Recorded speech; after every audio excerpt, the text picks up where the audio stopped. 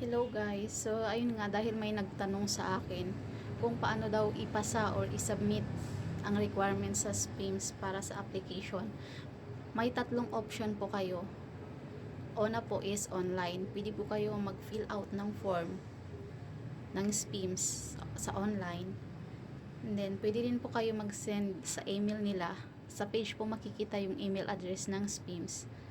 And then, pangatlo, pwede po kayong mag-walk-in mismo sa opisina ng Polo, OWA, or DMW para magpasa po ng inyong application.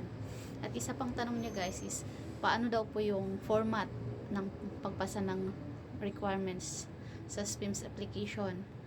Kasi daw po, baka ma-disqualify daw po ang application niya kung hindi tama ang format ng pagpasa niya ng requirements niya. So sa akin guys, nag-apply ako is, una po ay nag-fill out po ako sa Google form nila guys. And then after nun is nag-send din po ako sa email nila ng aking requirements. So yung aking requirements guys ay in-scan ko siya. Scan copy po ang pinasa ko.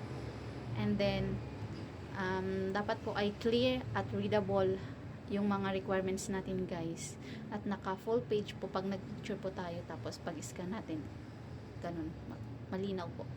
And dapat po, ito po yung pinakamahalaga, pag magpasa po kayo ng documents nyo, siya po ay nakalagay sa isang PDF file lang po. Ibig sabihin, hindi po hiwa-hiwalay yung mga documents na ipapasa nyo doon sa email ng SPIMS. Dapat po ay isang PDF file lang po. So, yun lang guys.